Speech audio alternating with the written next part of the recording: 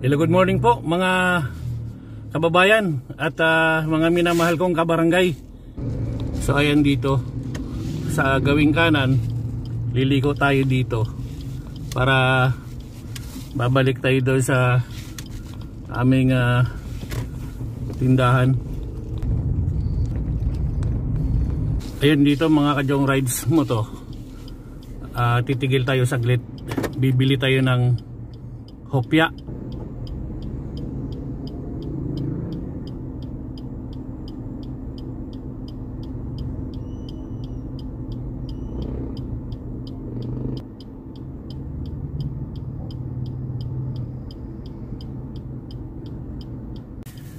So ayun, dalawang box yung binili natin.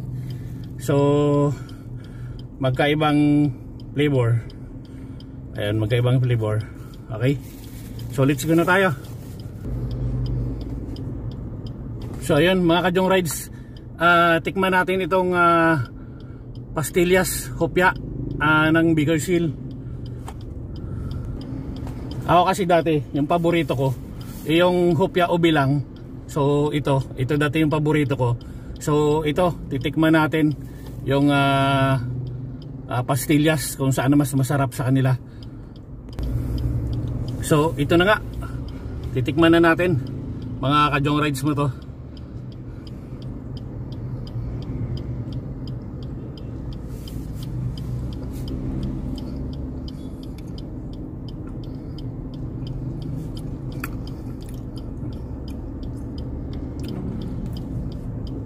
Masarap din siya. At napansin ko,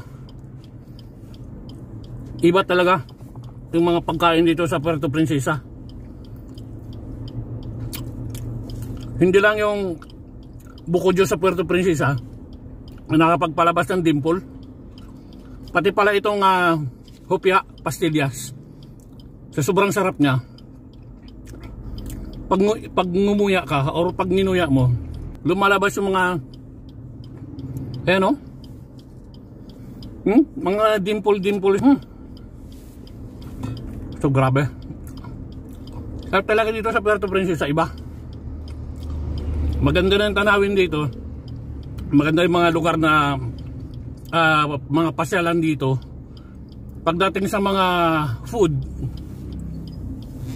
iba't ibang mga pagkain, kahit magkakaibang putahiyan sila, pero grabe, masarap, iba talaga dito sa Puerto Princesa. So yun, diretso na tayo. Lan, pakikuha yung ulam, Lan. Nakakalimutan ko kanina yung ulam nyo, pang umagahan tsaka tanghalian na to. Ulam nakalimutan ko, kaya bumalik na lang ako eh. Sige, diretso na ako Sige. So okay na. Naidaan ko na yung ulam doon sa tindahan. So diretso na ako uwi. So diretso na ako ng bahay. Mga kajong rides mo to.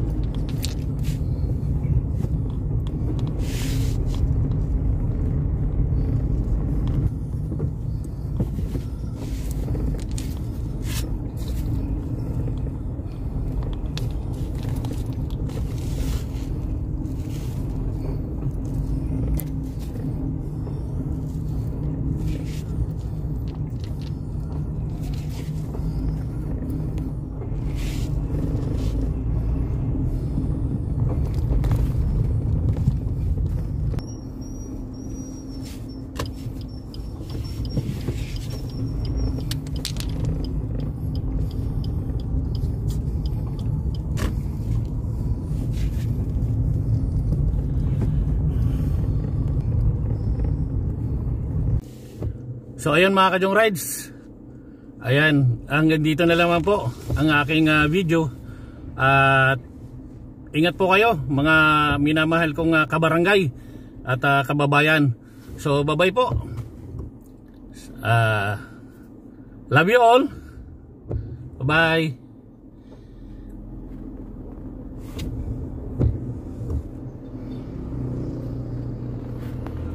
Okay, bye-bye.